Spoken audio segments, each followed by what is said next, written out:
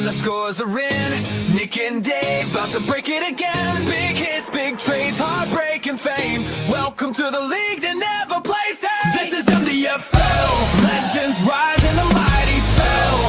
From kickoff till that Monday bell. We bring the heat, yeah, can't you tell? Stats and smack, we're talking bold. Trash talk stories, glory told. It's good stuff right there. It was fun to make, man. Yeah. I think they captured you a little better than me. I have like 3 different versions of me, and I don't think any of them look like me, except the one where his hair is real gray on the side. I'm like, that's me. Yeah.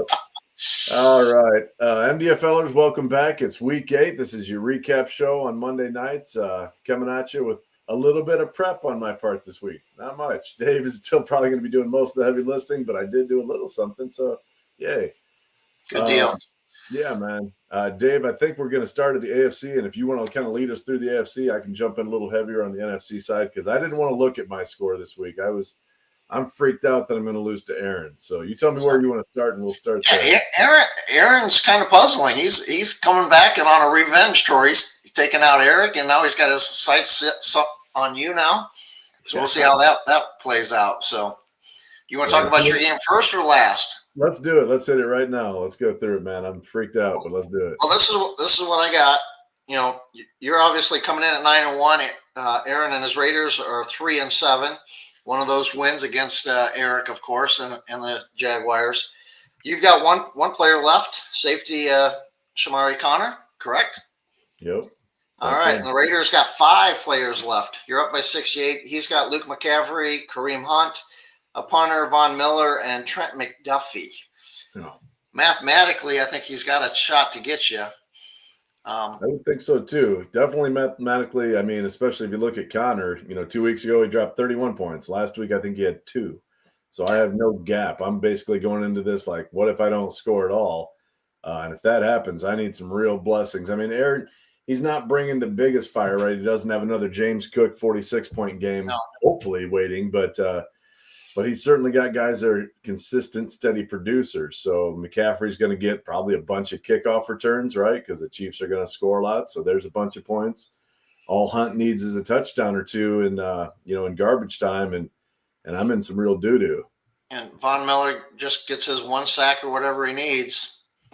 It's an interesting week. The scores were really low this week, and a lot of things were really turned upside down. So it was definitely a weird week.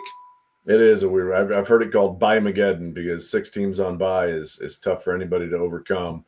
Yep. I mean, your depth is really challenging. I've seen some guys, starting guys, you're like, really? Like, but what are you going to do? I mean, I've seen teams with like 4 viable starters that are all on byes, so yep. It's just a difficult I felt it this week for sure. Mm-hmm. So. Yeah. Well, I think that one it'll be very, very close. That honestly might be one of the closer games to watch tonight, is to see if Aaron can come back and get that win on me, which would, I mean, his season's over, right? But that would put him at 4-7 and be something of a giant killer, taking down Eric and then taking down me, the top 2 teams. The real question, though, is if Aaron does win, does he change his banner to include you with the Eric Jaguars tag at 8-2? There you go. His Slack name might. Does he change that to include you? I would lay money it does. I would bet there will be some repercussions. Yeah. So, and if that happens, I will lay them squarely at the feet of Jake Ferguson, who got me a tackle this week. So thanks, Jake Ferguson. Guy has been doing nothing but score points. He's had like a touchdown in 5 straight weeks. And he doesn't even have a catch. He had 1 target on the game yesterday, which I did not see that coming, man. No. So, pissed off at Jake Ferguson. My linebackers did their part, but the rest of the team, not so much. Jalen did his part. All right. So, yeah, I'll be scared. I'll be up watching that one, Aaron. I'll be thinking of you as I go to bed tonight.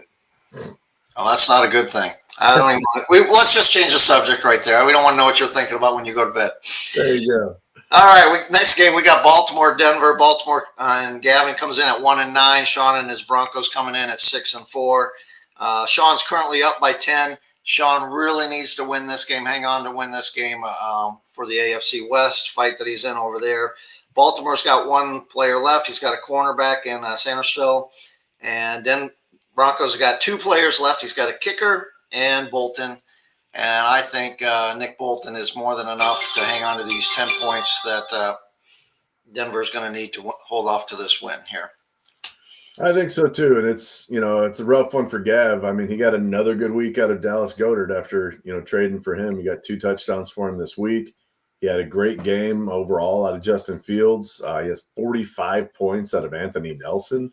Like, where did that come from, man? I mean, his defensive end showed up big time. Usually, if that happens, you're going to win your week. But Anthony Nelson more than doubling his previous high for the season. And then he's got goose eggs. He's got some bad scores. His kicker got him 0.8. Like, what is that? And then it's Quentin Johnston, who's been pretty consistent. All of a sudden drops him a goose egg. I don't think he even got a target.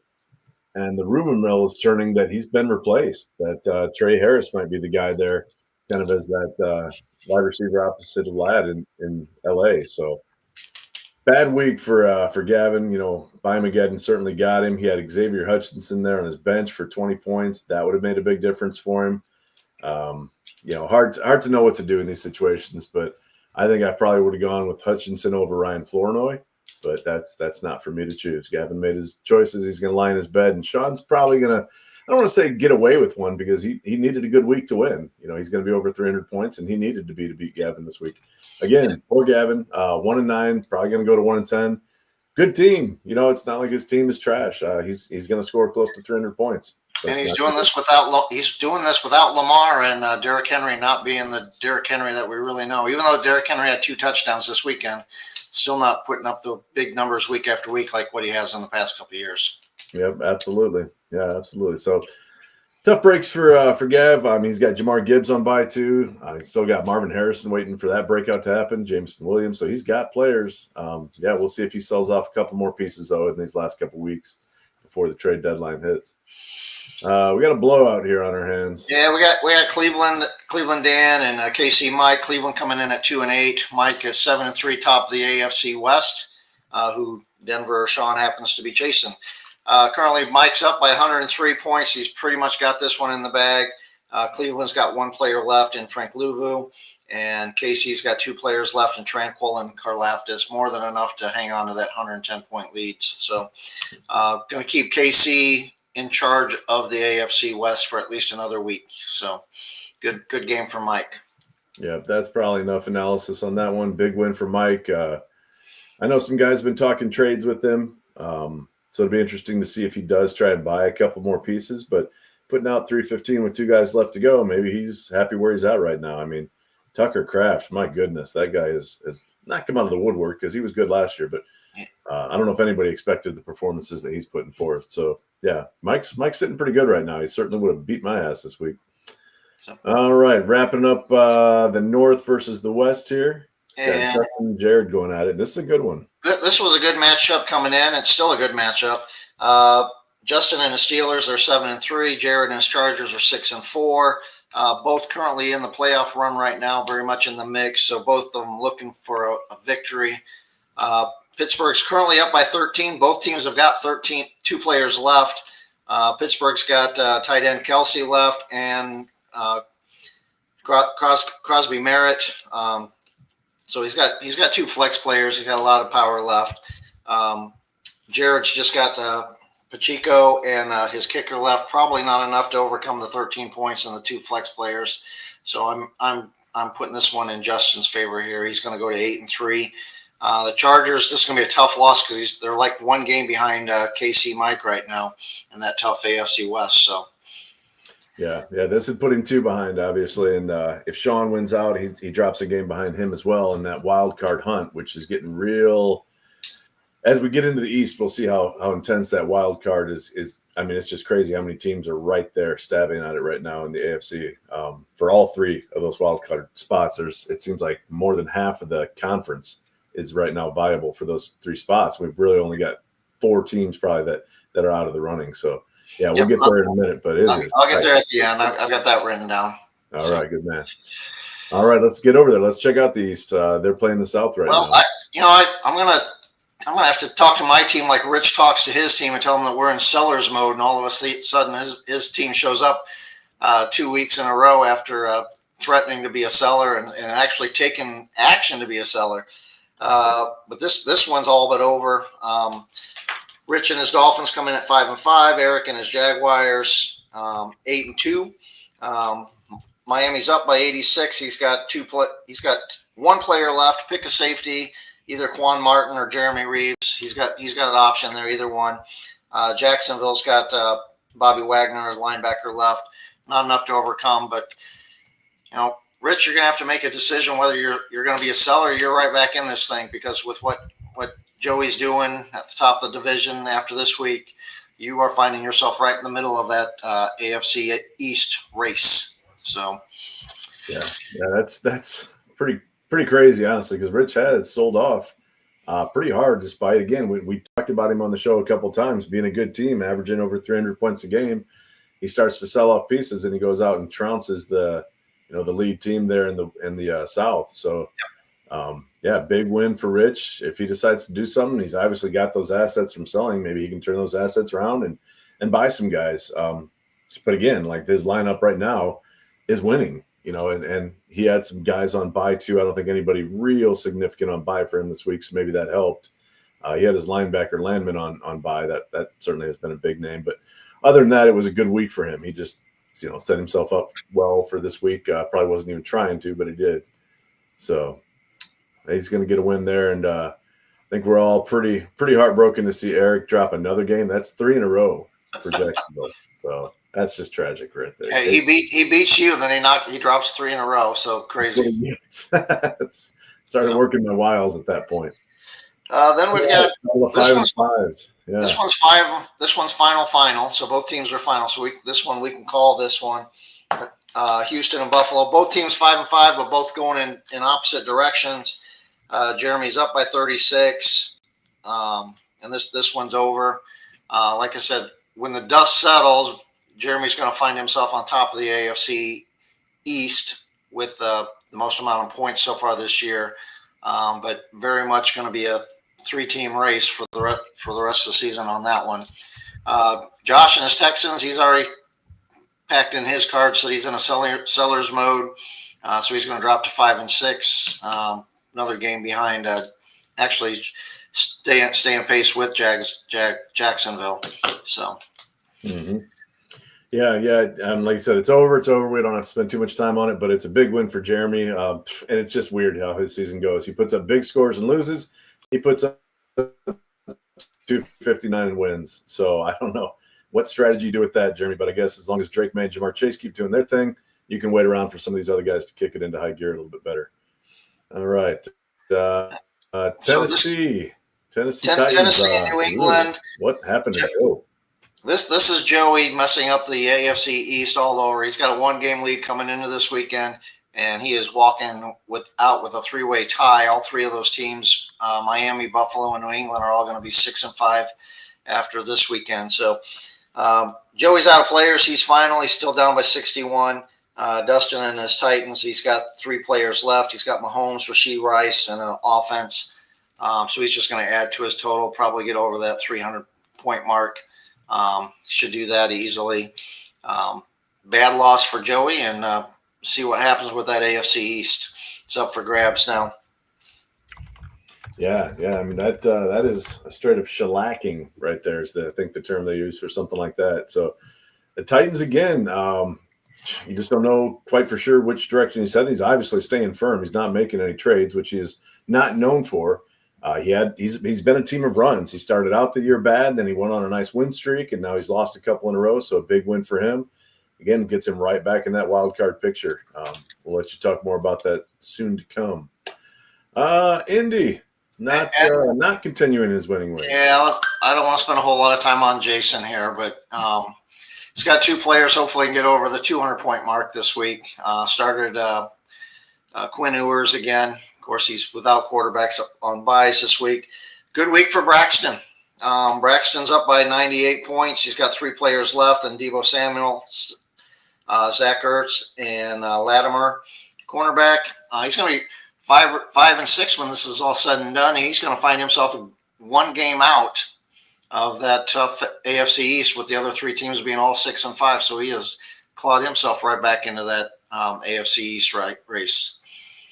Yeah, he sure did, man. Props go out to Brax again for fighting through this year. Wasn't a great start for him either, but he's kept himself in that conversation. And that East, like you mentioned, is just a beastly division.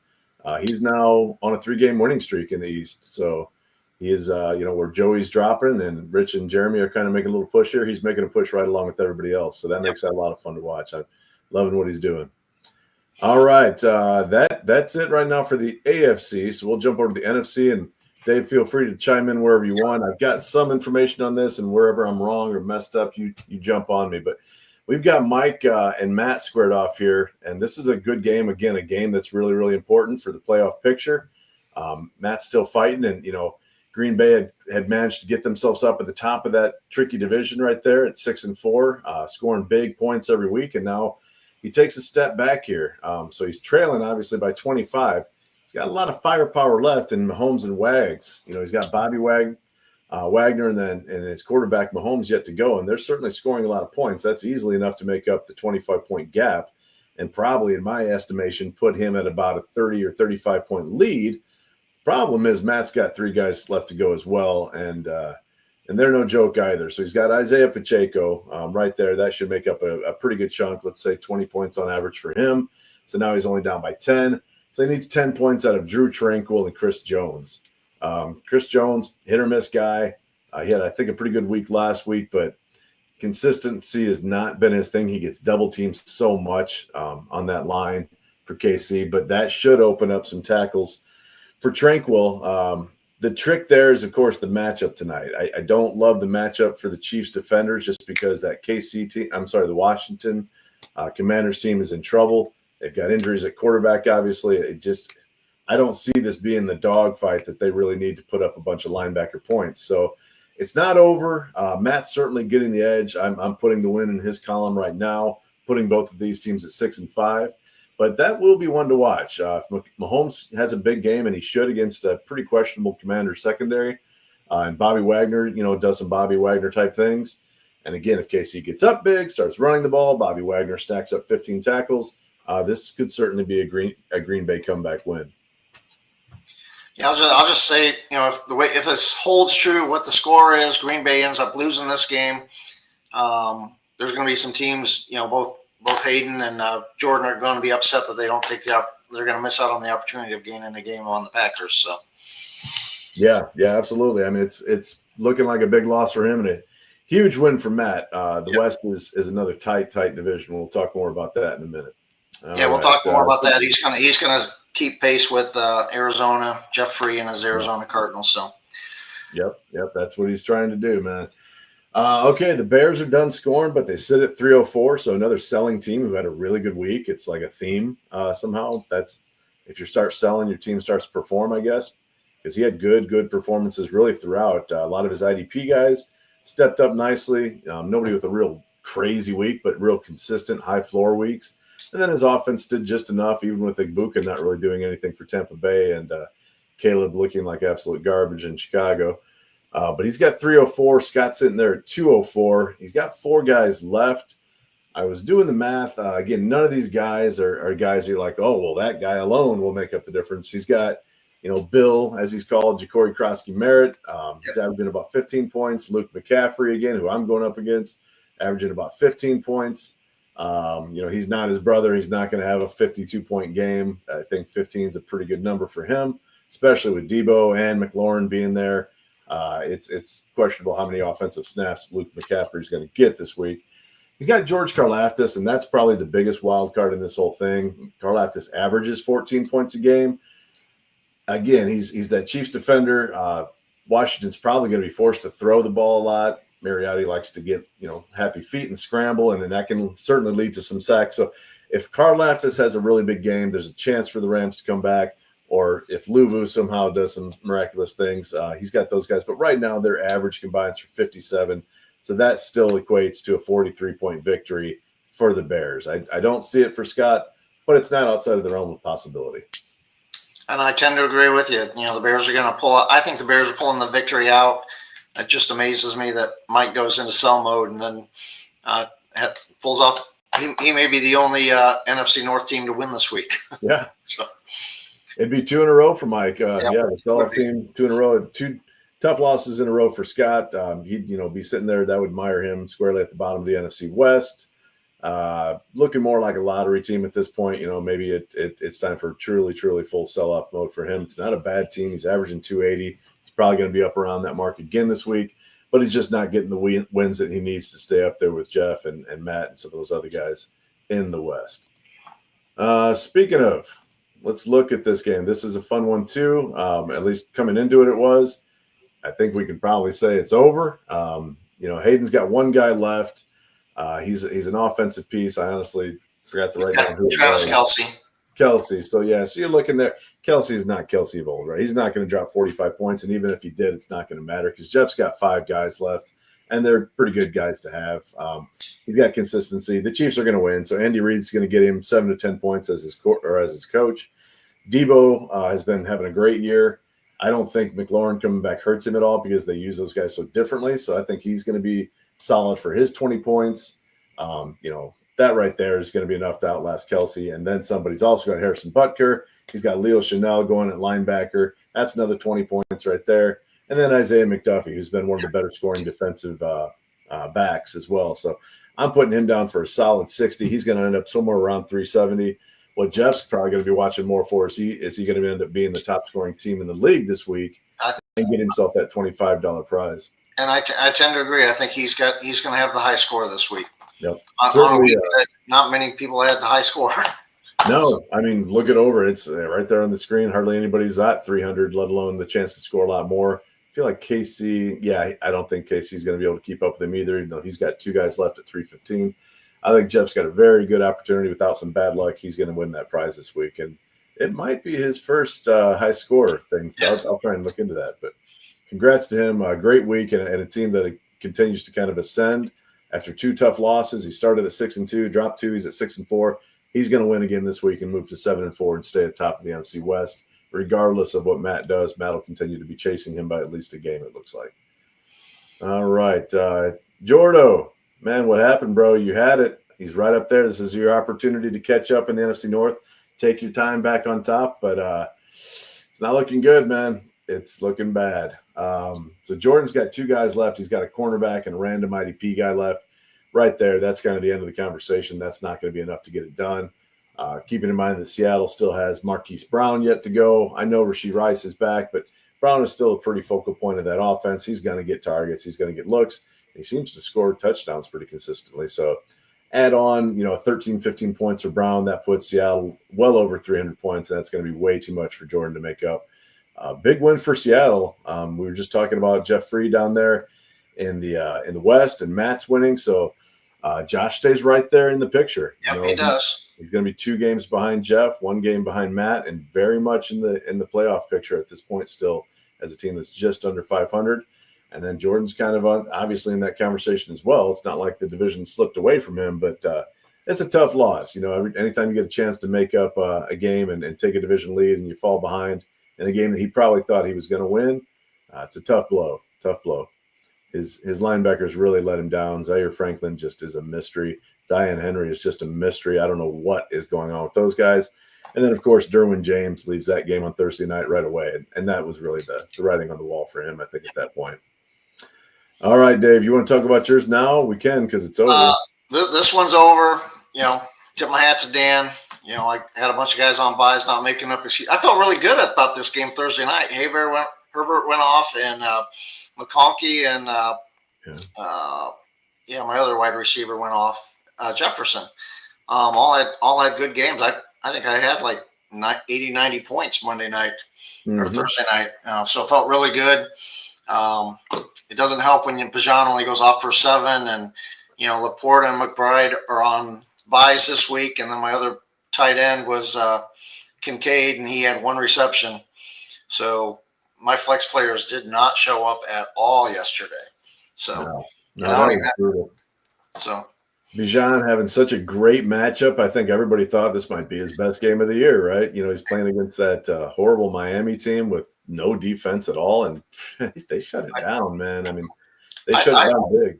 I looked at the matchup, and I thought it was such a great matchup. It was an easy plug-in for Algier to put Tyler Algier in there, figuring Bajan's going to be tired from running all the stuff, and Tyler Algier ends up getting the touchdown. But shit, I'm reading the stats today, and Bajan only had 9 carries yesterday. It was just like they didn't use him at all. I couldn't understand it either. As I watched part of that game, and I'm like, all right, you got Cousins in there playing for the first time in a year. Surely they're going to pound the rock. Surely they're going to pound the rock. And no, Cousins dropped back. And I'm like, what are they doing? And he just looked lost, man. Cousins is done. It was a rough game. Hey, you can be lost when you're bringing in $60 million a year. I mean, I'll hold a clipboard for $60 million a year and just throw the ball around and miss my receivers by 10 or 15 yards. It's okay. I'll even take an occasional sack. There you go. That kind of dough. You can do that. So, yeah. But anyways, good win for Dan. He's going to move to 6-5 state. He's going to keep pace with Jeff and his Cardinals. Just staying one game behind in the NFC West. Well, he's in the East, but NFC East. My bad. No, I got you. It does keep him. He's 2 games behind Donnie, but it keeps him. My bad. No, you're good. It breaks a 2-game losing streak for him, fortunately. Which again, it wasn't his finest week. He's been scoring a little higher than that. He's averaging 3 or 6. I mean, he might end up being around that, I guess. But yeah, it'll break that losing streak for him and certainly keep him within distance of Donnie. If Donnie does get the win, he's right there, just 2 games behind him, and very much in that playoff picture, which again we will get to. All right. Carolina and Philly. This one is a brutal ass kicking. 5-5 teams, but Philly is done scoring at 325. I think he's probably pretty happy with that score. Flick still in sell-off mode. Had to start Jake Browning because again was his option. And again. Yeah. So Browning continues to get rolled out. Just hasn't seen the field a whole lot, and it isn't gonna.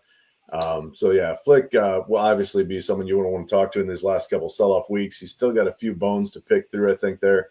Some guys that have some cartilage left at least. And this one is squarely over, obviously, for Flick. It's a big win for Shannon because, again, as we talked about the East, he stays right there as well, moves above 500, breaks his 1-game losing streak, and moves to 6-5. So he's even with Dan. He stays, within that same shouting distance of Donnie. And then the playoff picture, we'll see how important that win was for him as well. But the playoff race is going to get really tight. We're going to have a bunch of teams that sitting at 6-5 for those last 2 playoff spots, which will really make things interesting. But if you're going to talk about Shannon this week, you got to talk about Myles Garrett. Freaking went off for 5 sacks yesterday. Currently is the top point getter for week 8. So if you had Myles Garrett in your starting lineup, you pointed well this week. So. Yeah, I should have done the research. That's one of the top scores of all time. If I get a chance, maybe I'll look at it later as you're covering some other stuff. It's like 67 points. It definitely is up there. Yep.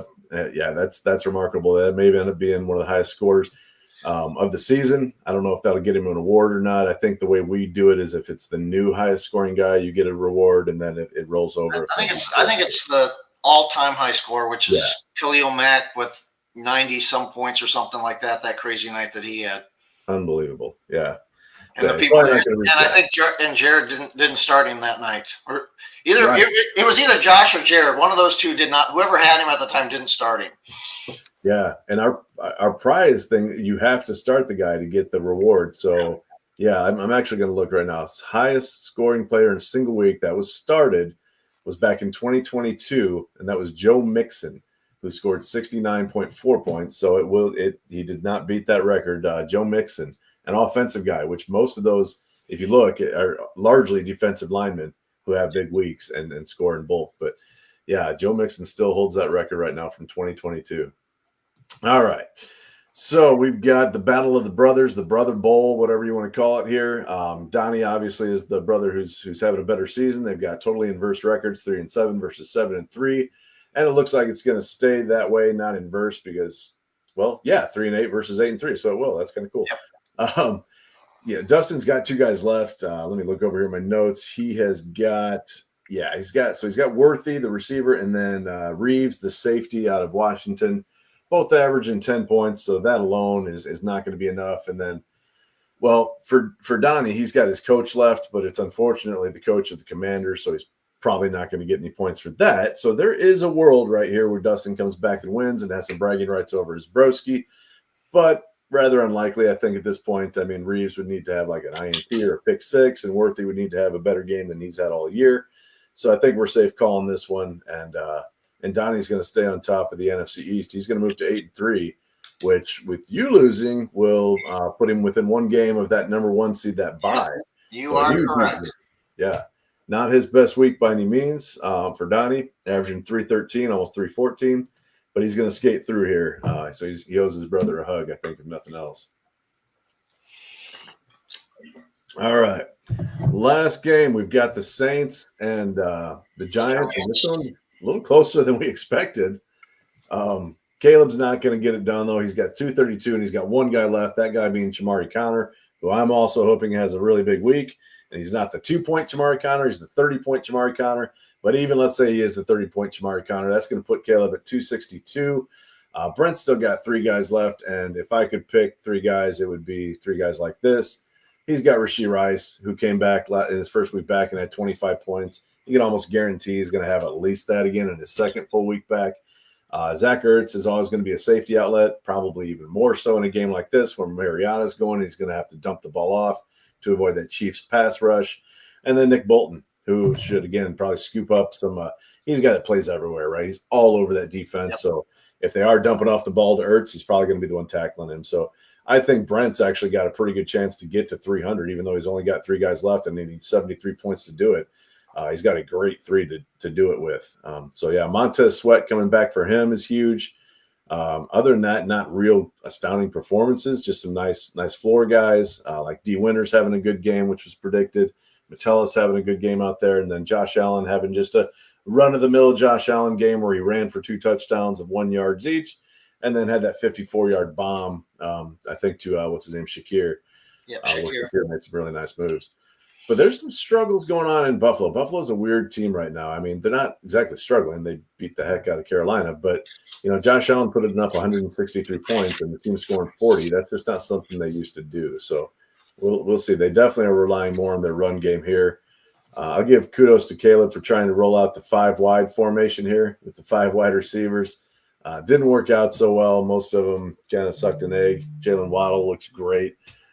So, again, that's a piece that he's got that he can kind of keep building around because I think he's got him under contract for a little while yet.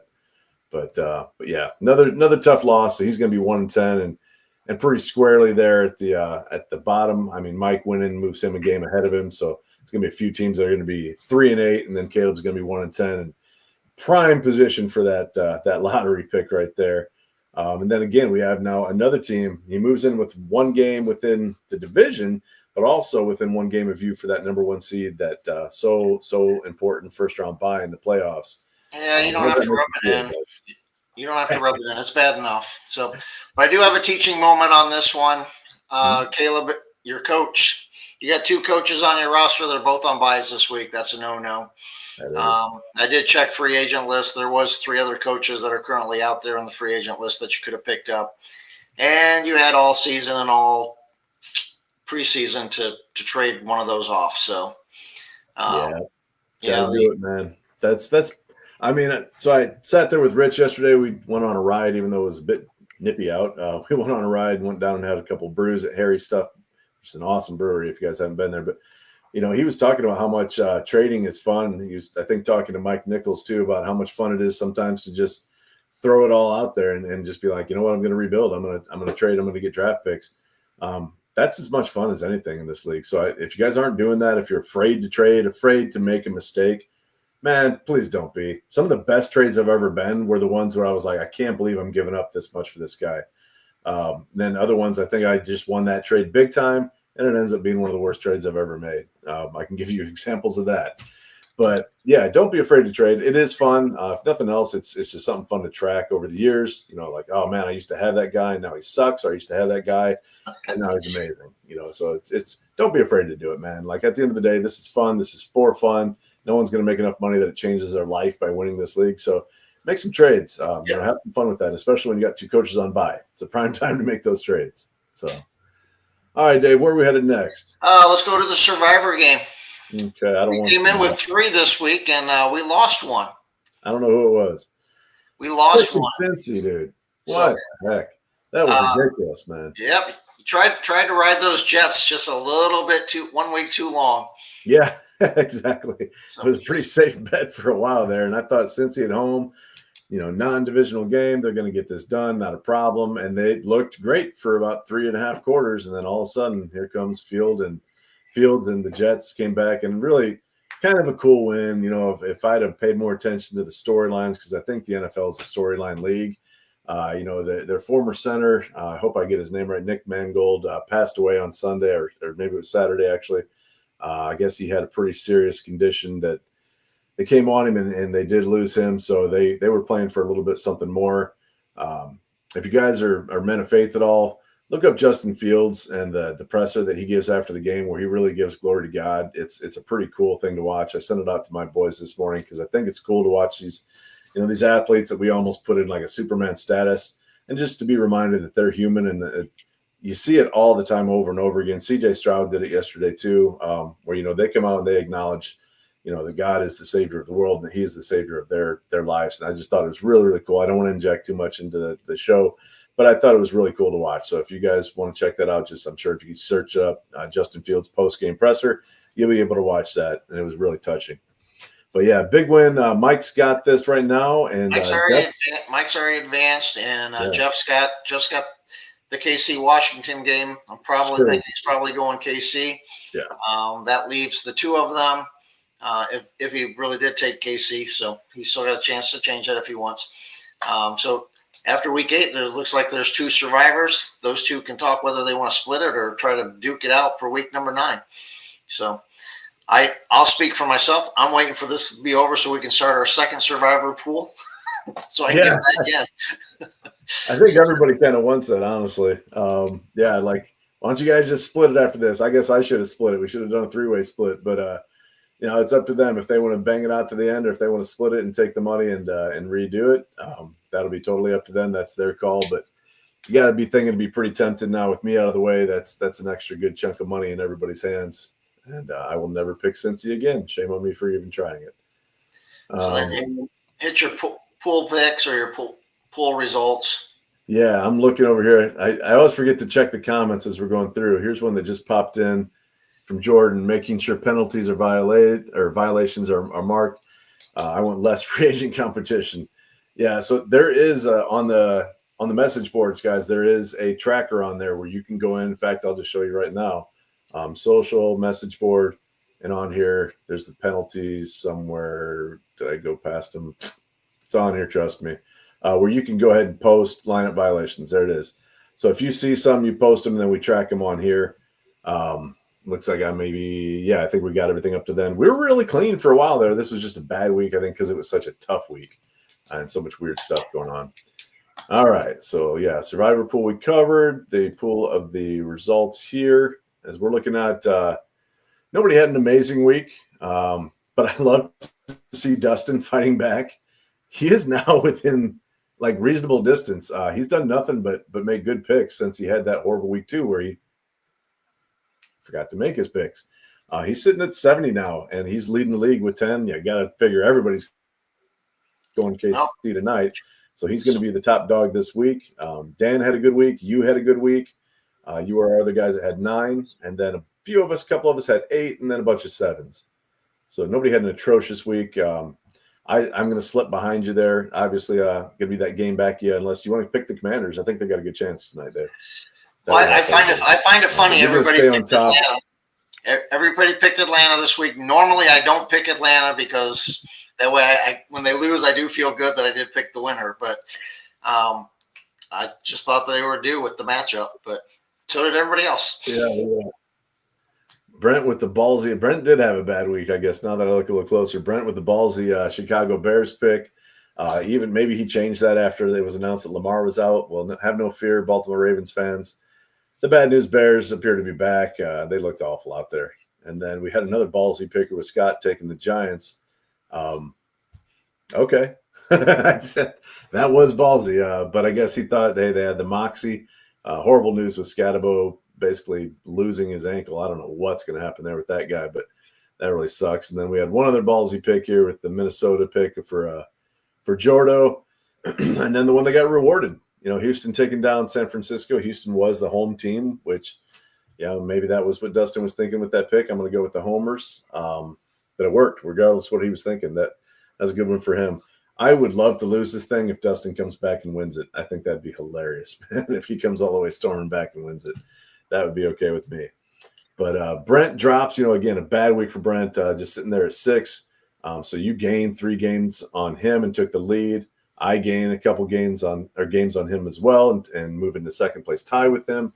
Jordo didn't have the most amazing week, so he's dropping back a little bit, but he's still gained on Brent as well. And then everybody else is just locked up here between 75 and 77. Still anybody's in it, and even Dustin himself is in this bad boy. So quick look at the playoff race. Yep. We'll go some standings here. Got the standings here. I'll start with, since the AFC is on the top of your board, I'll talk about them first. Came into the week with 1 through 7 being the Bengals, Jacksonville, KC, New England, Pittsburgh, Denver, and the Chargers, with the Bills and Dolphins on the outside looking in. KC, obviously, if this plays out the way we called it, you and Jacksonville both losing. KC with the win, going to move them to an 8-3, probably still going to be in that 2 or 3 mode. It's going to come down to points. Number 4 seed with the Patriots losing at 6-4. That thing's going to get really tight with the Bills and Dolphins both going 6-5. Denver going to go to 6-5. Chargers probably going to lose 6-5. So that 6 and 7 spot, 6, 7, 8, 9 spot are all going to be 6 and 5. Things are going to be really tight there in the AFC playoff race right now. Yeah, I'm showing that we've got a solid 8 teams that are fighting for those 3 wild card spots, which is good and bad. It's good if you're a seller, I guess. You got more buyers out there, but if you are one of the buyers, it means there's very few teams that are selling, and we're really picking some scraps, from the Gavins and the Dans and the Jasons of the world. I will firmly say that Jason is picked through. There's not a lot to get from that team.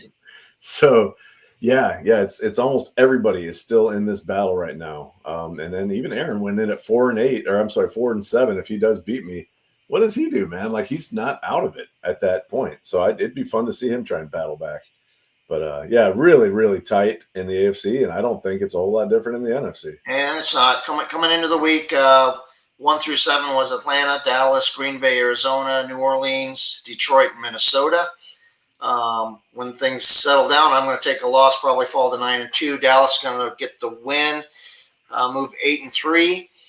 Green Bay potentially is going to lose, fall to 6-5. Arizona with the wins probably going to move up to 7-4, move up to that 3 seed.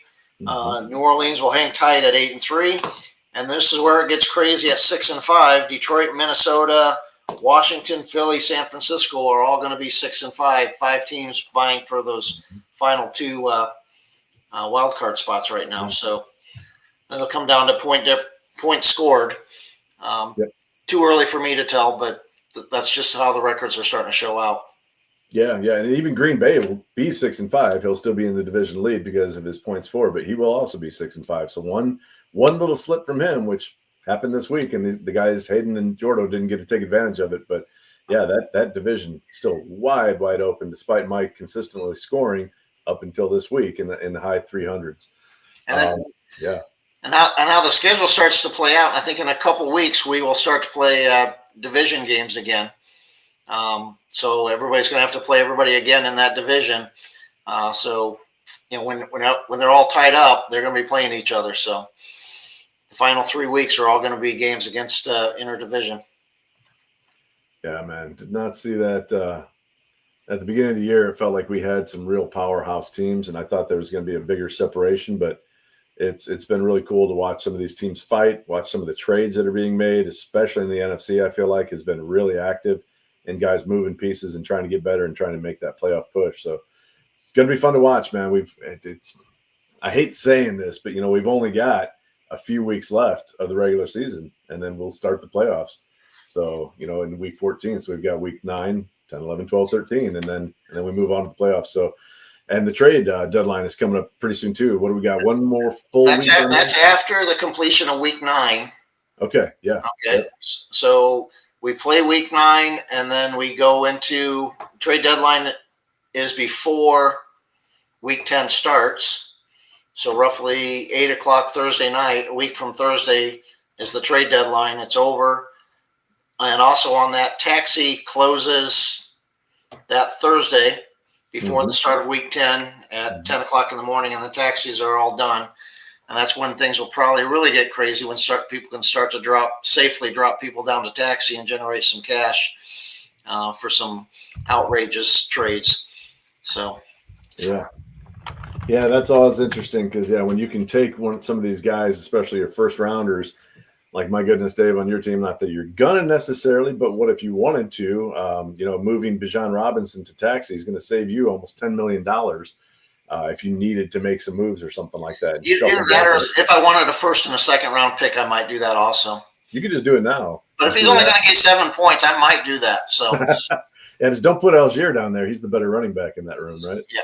Madness! I tell you, we can't have it. All right, guys. Anything else you wanted to cover, sir? I don't have anything.